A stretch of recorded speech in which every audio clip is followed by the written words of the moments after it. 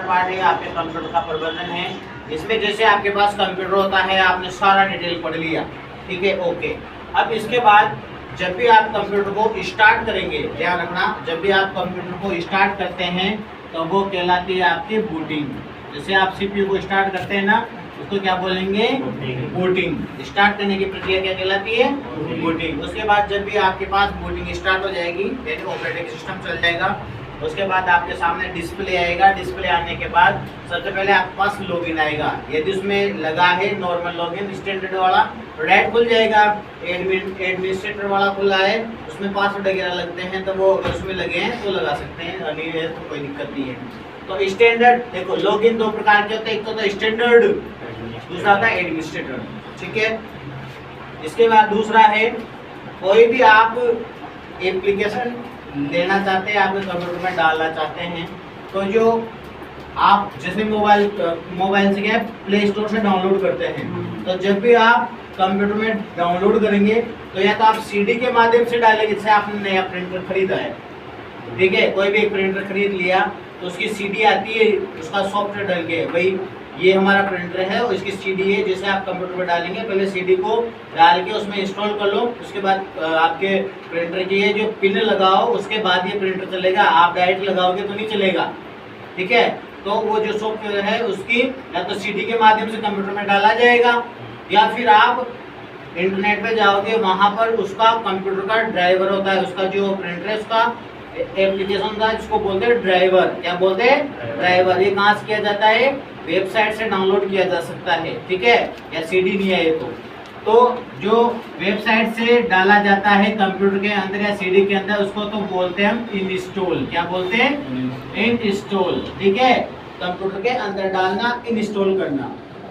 फिर वो जब इंस्टॉल हो जाता है तो किस में चला जाता है? कंप्यूटर के सी ड्राइव में। किस में चला जाता है?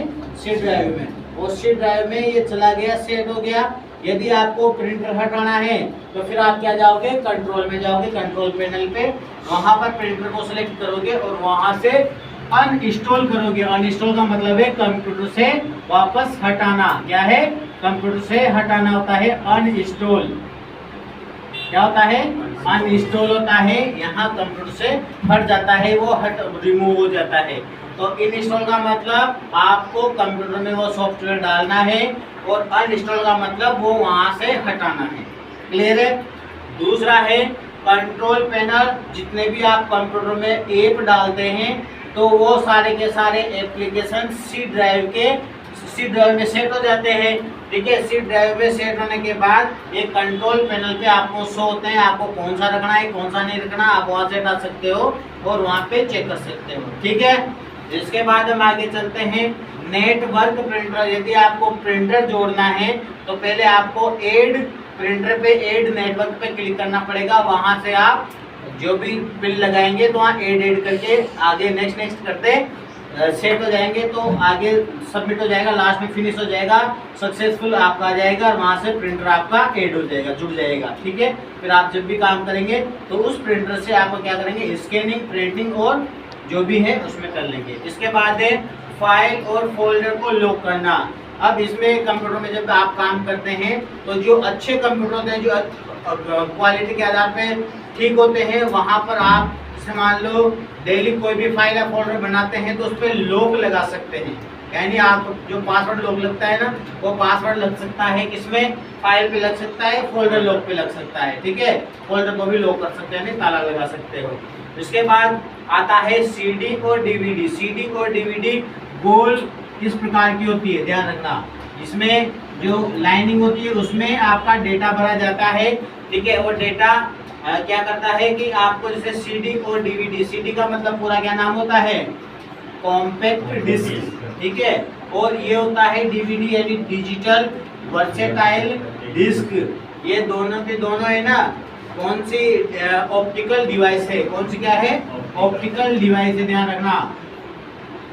ऑप्टिकल डिस्क मान लो, डिस्क है ना, ऑप्टिकल डिस्क नहीं, ठीक है। ये ऑप्टिकल डिस्क होती है जिसमें डेटा सेव किया जाता है। ये सेकेंडरी मेमोरी होती है, वो बाहर से लगाई जाती है, ध्यान रखना इस चीज का।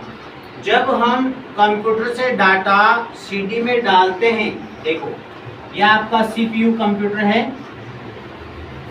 ये CPU है और ये आपका कंप्यूटर है। इससे आप क्या करोगे, इस CD में डालना चाहोगे, CPU से इधर डालना चाहोगे, तो ये जो प्रक्रिया हो रही है ना, इधर से डाटा इधर जा रहा है, यह कहलाएंगे, हम इसको कहेंगे बर्न करना। क्या कहेंगे? बर्न करना, हम इसको बोल देंगे। इसका डाटा क्या है, उस CD में जाके सेव हो रहा है। ठीक है, ध्यान रखना, अगर CD या DVD यदि राइट है तो इसमें चेंज नहीं होगा। एक बार डेटा चला गया, कुछ सही करना है आपको तो इसमें चेंज नहीं होगा। लेकिन अगर CD या DVD रीड एंड राइट होगी, यानी इसमें हम चेंज भी कर सकते हैं ना, रीड एंड राइट में चेंज हो जाएगा। लेकिन अगर राइट ही है, यानी लिखी है, देख पढ़ सकते हैं केवल इसको, तो उसमें चेंज नहीं होगा। CD दो प्रकार की होती है, एक तो रीड होती है और रीड राइट होती है। रीड राइट में हम चेंज कर देंगे और रीड में हम चेंज नहीं कर सकते, ये ध्यान रखना है आपको। इसके बाद आप माई कंप्यूटर में यदि काम करते हैं, यानी जैसे मान लो आप कंप्यूटर में पेन ड्राइव लगा दिया कि इसमें पेन ड्राइव में ये कॉपी इधर करना है, CD लगा दी, आपके मोबाइल की जो डेटा लीड है वो इधर लगा के उधर मेमोरी कहाँ डाल दी, कंप्यूटर में। तो सारा का सारा काम कहाँ आप ढूंढना है, आपको कहाँ ढूंढना है, माई कंप्यूटर में ढूंढना है।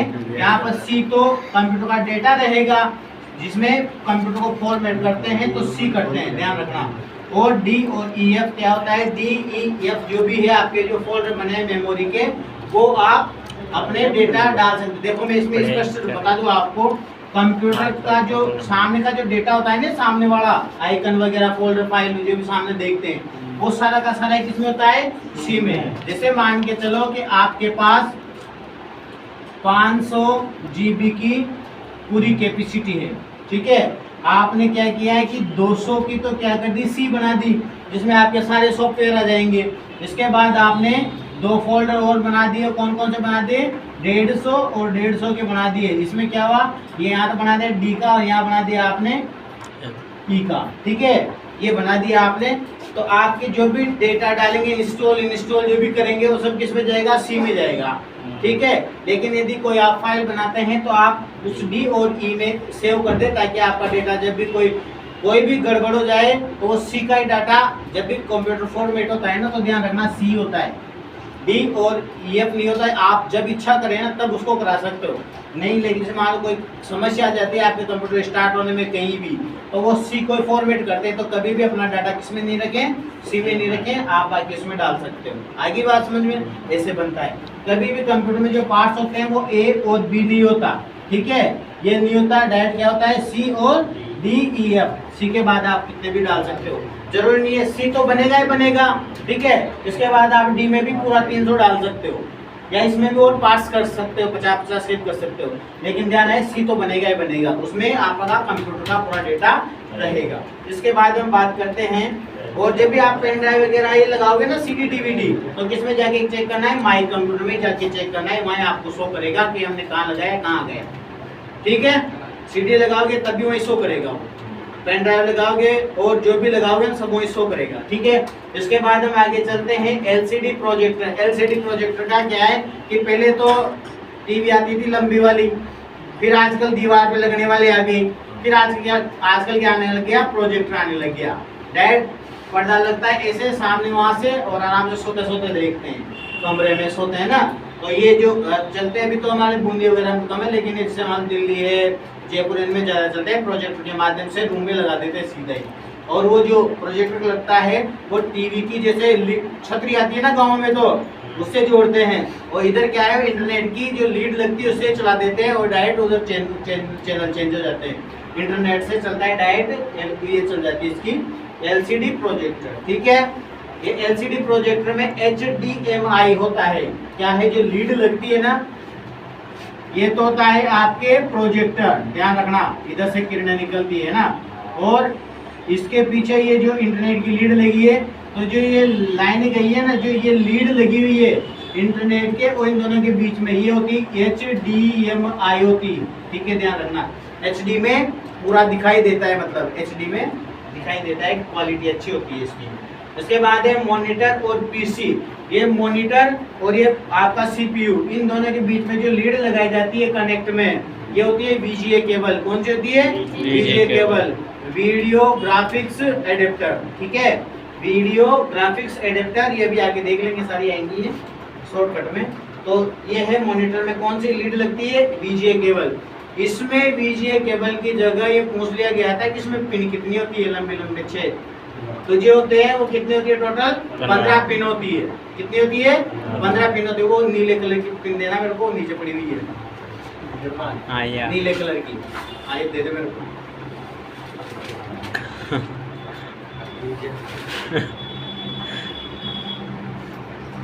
इसके बाद ये USB है। ये USB क्या काम आती है, USB क्या काम आती है, आप जो मोबाइल चार्ज करते हो ना वो USB होती है, यूनिवर्सल सीरियल बस होती है। अब ध्यान रखना, ये जो पिन है ना, इन पिन का क्वेश्चन पूछ लिया है कि इसमें टोटल कितनी पिन होती है। तो इसमें टोटल 15 पिन होती है, एक में 5 होती है, 3 बराबर में होती है। तो ये जैसे ही इधर तो लगती है CPU में, और इधर लगती है एक, ये एक तो इधर लगेगी मॉनिटर में, एक लगेगी CPU में। अब जो CPU में चल रहा है वो इधर मॉनिटर में बता रही है इस लीड के माध्यम से, तो इसको बोलते हैं VGA केबल। क्या बोलते हैं, VGA केबल। ये वीडियो ग्राफिक्स एडेप्टर होती है, ठीक है। और इसके बाद हम बात करते हैं, आपका जो कीबोर्ड और माउस होता है ना, उसमें आपके चार्जर का पिन लगता है, वैसा का वैसा ही लगता है, उसको बोलते हैं USB, ठीक है। USB का पूरा नाम पूछे तो यूनिवर्सल सीरियल बस इसका पूरा नाम होता है, ध्यान रखना, ठीक है। ये कुछ चीजें हैं, ये आपको थोड़ा ध्यान रखना है, और ज्यादा कुछ है नहीं इसमें। इसमें आपके 14 नंबर, 15 नंबर, 16 नंबर, तीनों के तीनों मैंने पार्ट पढ़ा दिए आपको। अब कुछ शॉर्टकट किए मैं आपको बता दूं, इसको उतार लो पहले आप आराम से।